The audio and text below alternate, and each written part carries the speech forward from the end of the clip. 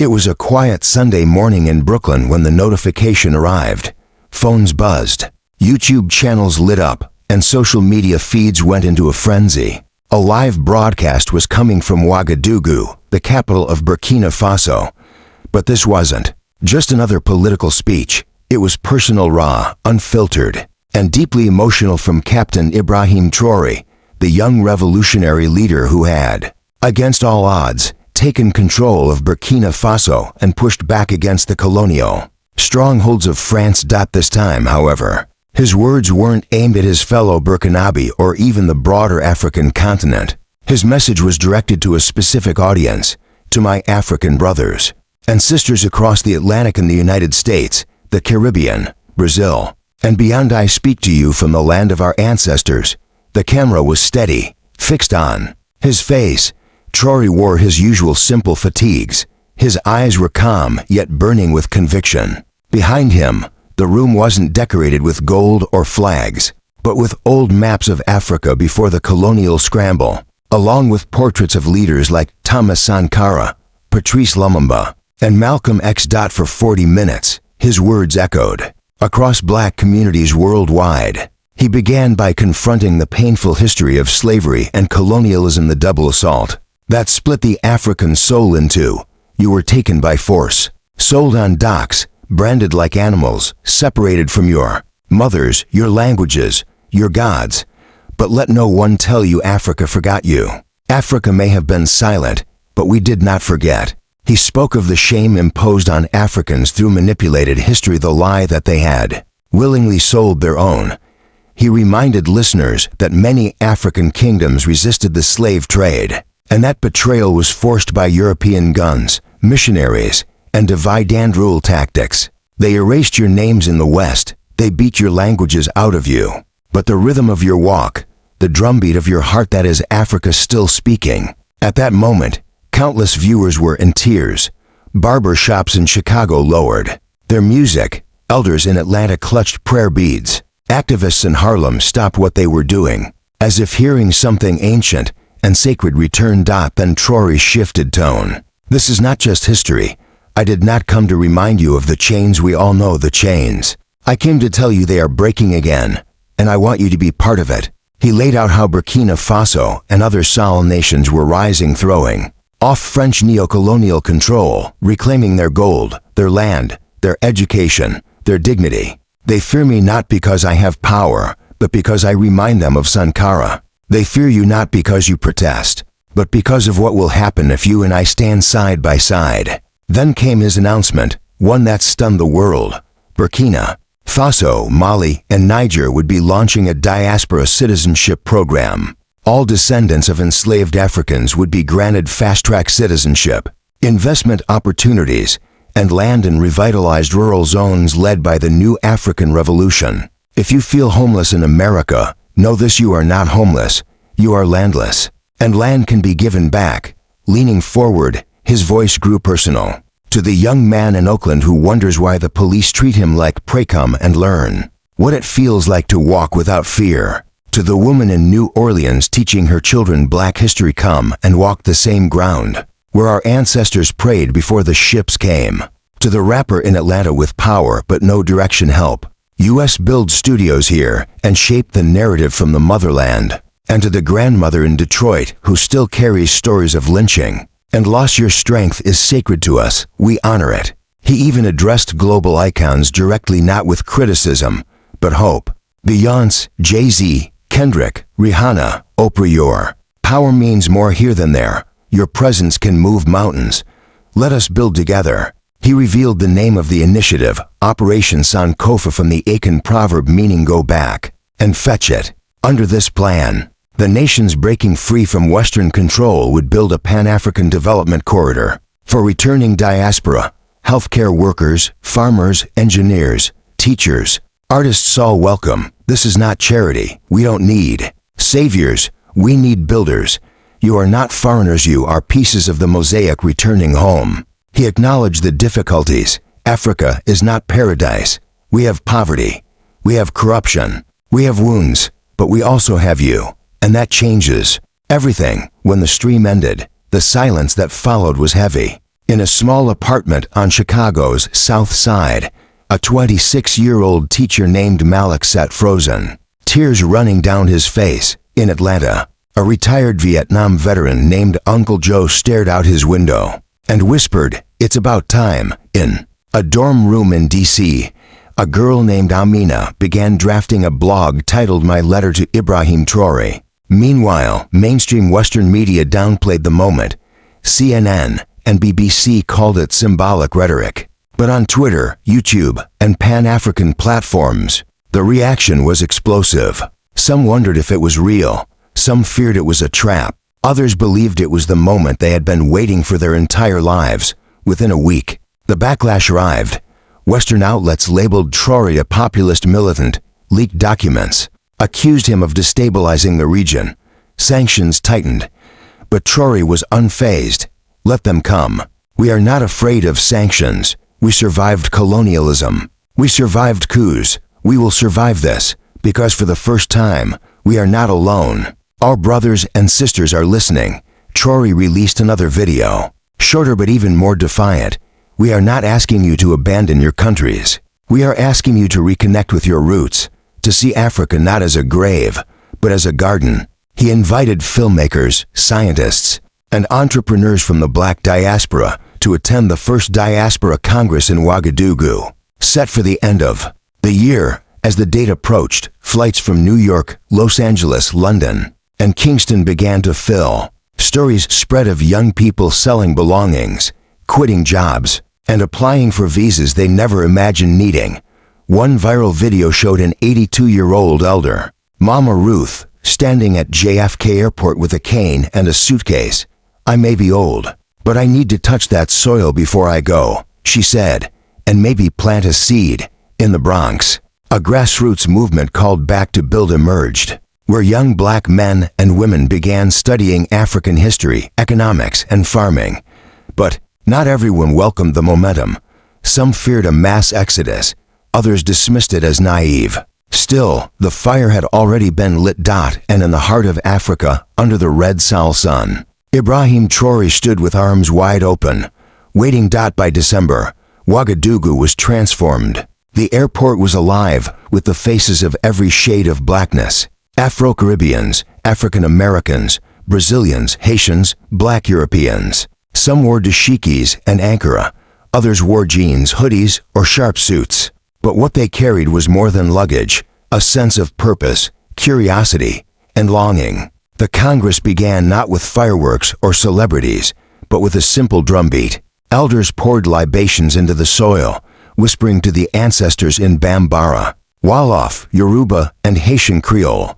When Ibrahim Traoré entered the arena, there were no bodyguards by his side. The crowd rose not to cheer, but to stand in silence, reverent, unbreakable. Then, as if moved by one spirit, thousands of voices joined together to sing redemption song. When the music faded, Traoré took the stage.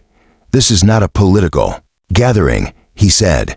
"This is a healing ceremony disguised as a summit." He presented the Sankofa Pact, a document written in multiple languages, outlining the rights and responsibilities of diasporans who wished to integrate into the new Africa. Land would be leased, not sold. Businesses would be co-owned with local communities. Schools would teach both local languages and diaspora history. This was not exploitation, it was rebuilding. He then called for the creation of a Black Global Assembly, a Pan-African body outside the African Union, dedicated to diaspora leaders and African revolutionaries, free from Western interference. Among the attendees was Dr. Asha Walker, a 34-year-old civil rights lawyer from Detroit. After hearing Traoré's first message, she resigned from her law firm and flew to Burkina Faso. During a breakout session, she stood and said, "I fought for young men being hunted in America. I want to help rewrite the legal code here, to protect them before they ever need a courtroom."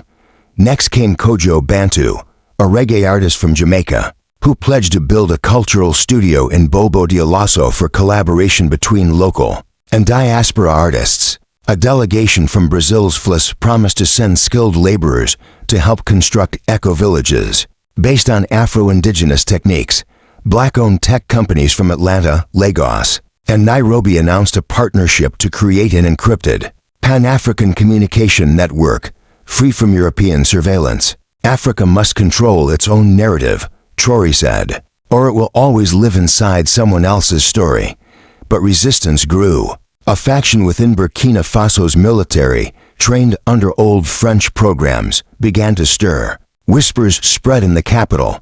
Some feared the influx of returnees would erode tradition. Others claimed Traoré was moving too fast. French intelligence launched a smear campaign, photoshopped images, fake corruption leaks, and accusations of terrorism ties.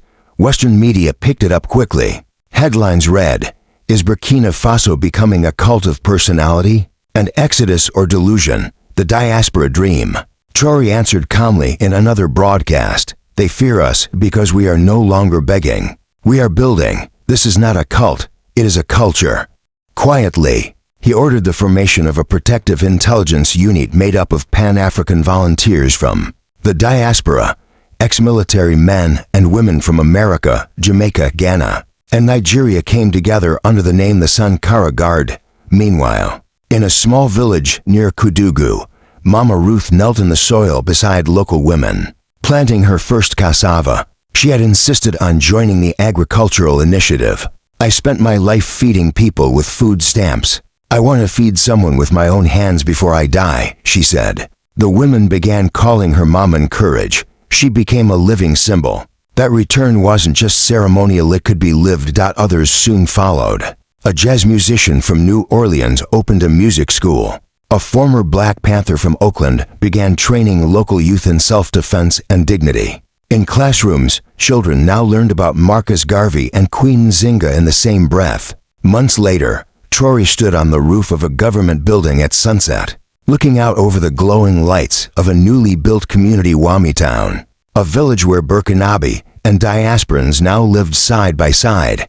A young man approached quietly. It was Jamal, a tech developer from Baltimore. "Sir," Jamal said softly, "you know they're going to try to kill you, right?" Traoré turned to him with a calm smile. "I know, but I also know this: you cannot kill an idea whose time has come." In the distance, church bells rang.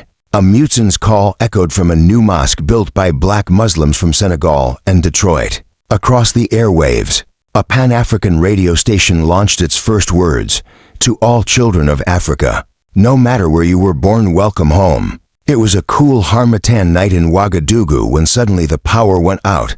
At first, people thought it was a routine blackout, but within minutes, emergency lines jammed, cell networks dropped, and the presidential residence was thrown into darkness. The only light was the half-moon, sharp like a scythe in the sky. Ibrahim Traoré stood at the window of his modest quarters, staring into the eerie stillness. He had been warned, hours earlier. An anonymous message from an insider within the old Burkinabe elite had reached him. "They move. Tonight. Not foreign.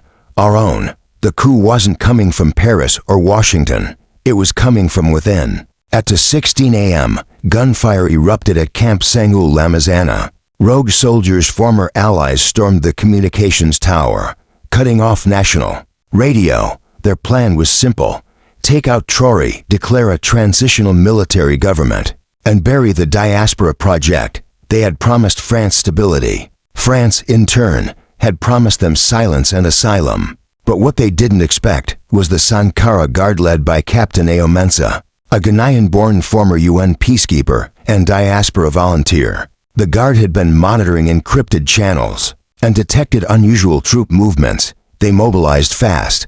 By the time the coup plotters reached the gates of the presidential compound, 60 Sankara Guards were already in position. Some were Burkinabe, others African Americans, Afro-Brazilians, even to Haitians who had once fought in the streets of Port-au-Prince.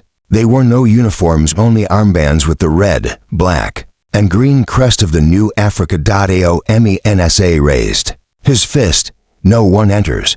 This gate is guarded by the ancestors." The firefight was short but fierce. 2 Sankara Guards were killed. 4 coup soldiers were captured alive. The rest fled into the night.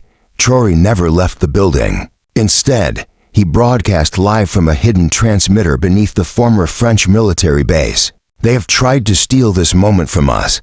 They have tried to reset the clock. But this is not the Africa of 1966. This is not the Africa of 1983. We will not be overthrown. We will overcome. The failed coup sent shockwaves across the continent.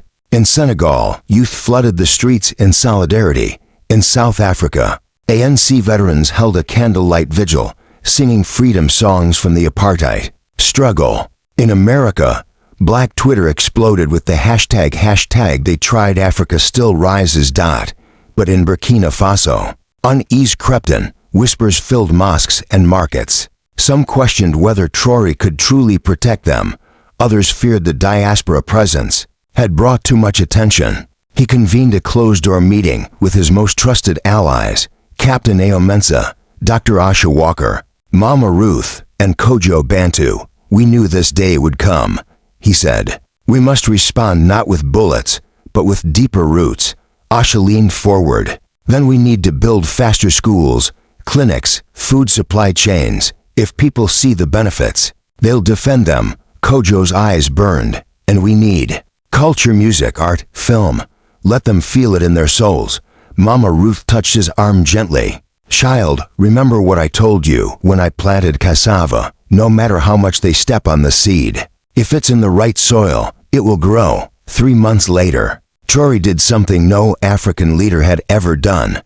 He hosted the African State of the Union, a live broadcast streamed across the continent and to the diaspora. It wasn't a press conference, it was a truth-telling. For 90 minutes, without a teleprompter or scripted questions, he spoke directly. He revealed the coup attempt, named the generals who had betrayed the people, shared documents proving French involvement, and then introduced families who had migrated from America, Haiti, Brazil, and the UK. Families now thriving, working with locals, starting farms, building schools, raising children in peace.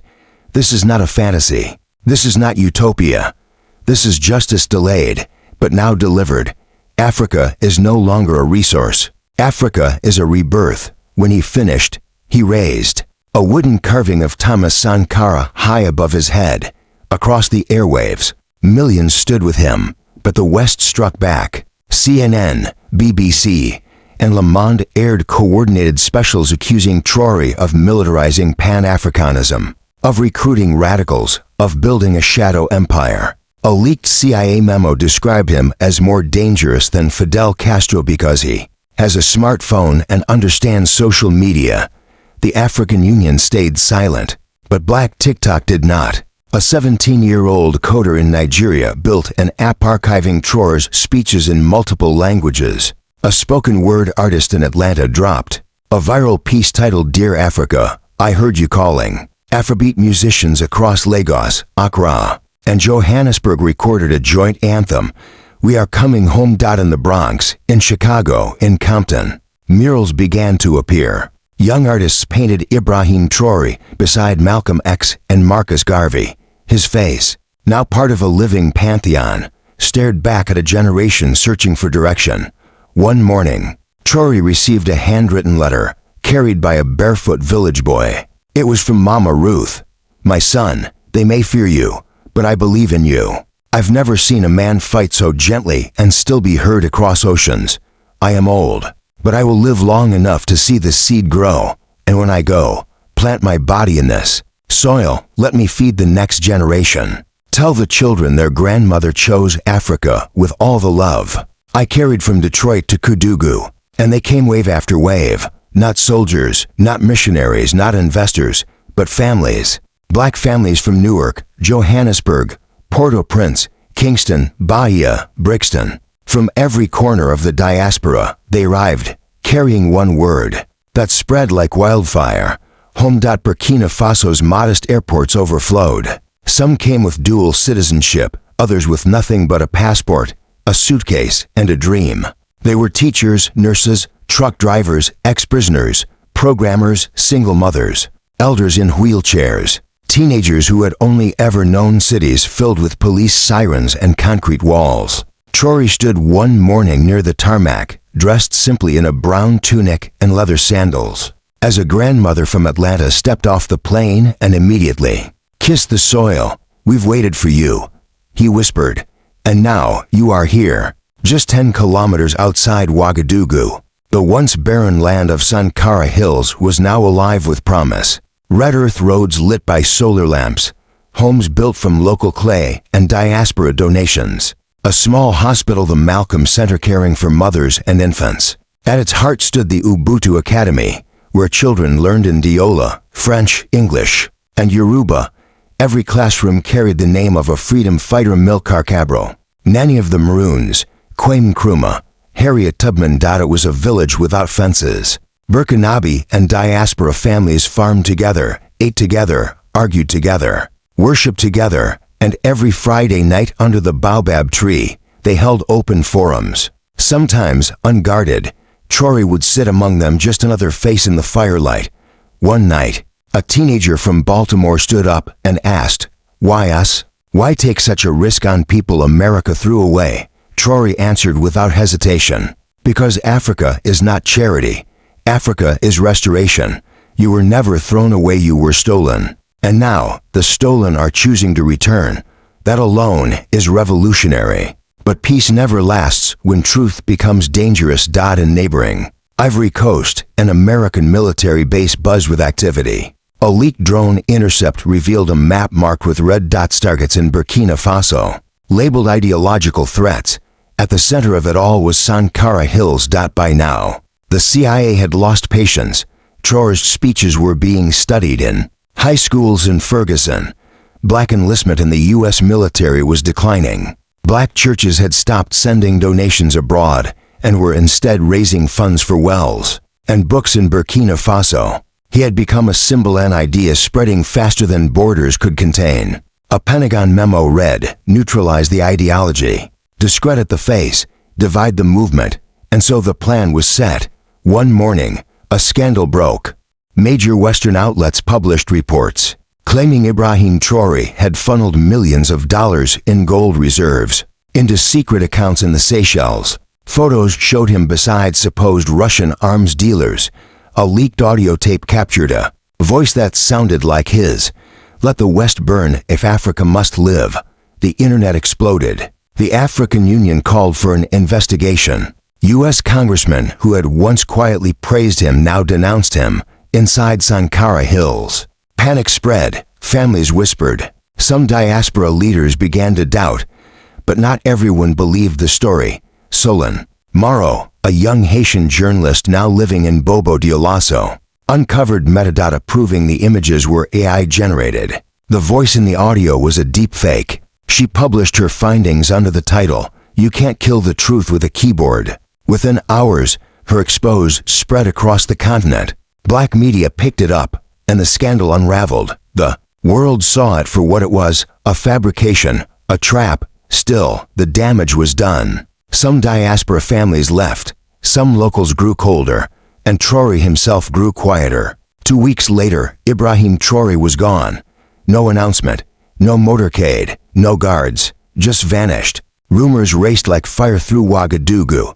He's been killed. He's gone underground. He's with the Dune priests. He's in Cuba with the ghost of Fidel. Then a video appeared, short, encrypted, uploaded to a liberation network. Traoré sat cross-legged on the floor of a mud hut. His beard was thicker, his eyes calm.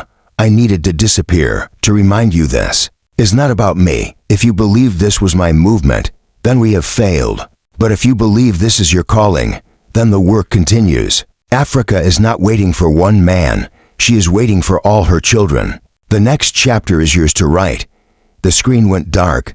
The dry season had never felt so heavy. Ouagadougou simmered under an uneasy sky.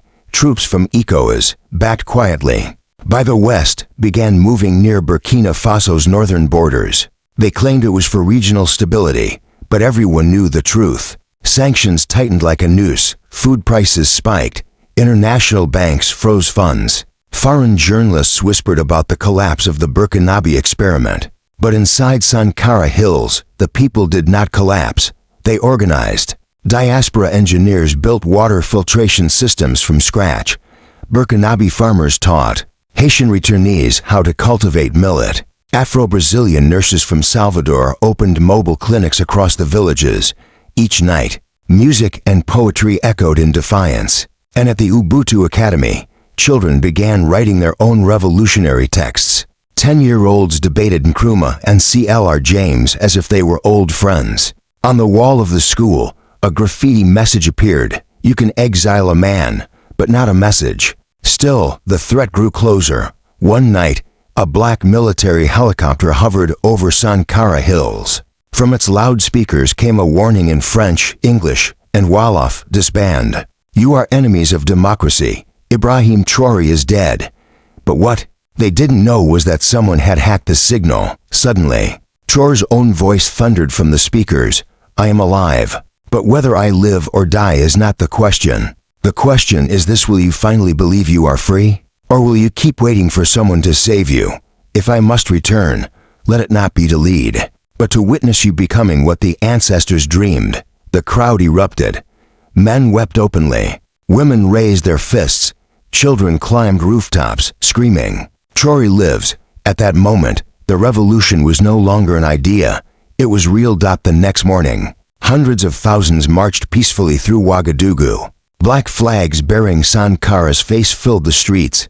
Drums pounded. Elders, barefoot, sang the freedom songs of their youth. Not just diaspora returnees, but Burkinabe villagers, students, clerics, priests. Even Fulani nomads. A young girl carried a sign: "We are not the future. We are the correction." When the ECOWAS convoy arrived, they found the roads blocked not by guns, but by women. Mothers, grandmothers, and daughters sat cross-legged in silence, arms locked. Cameras broadcast the image worldwide: African women standing unarmed between tanks, and their children.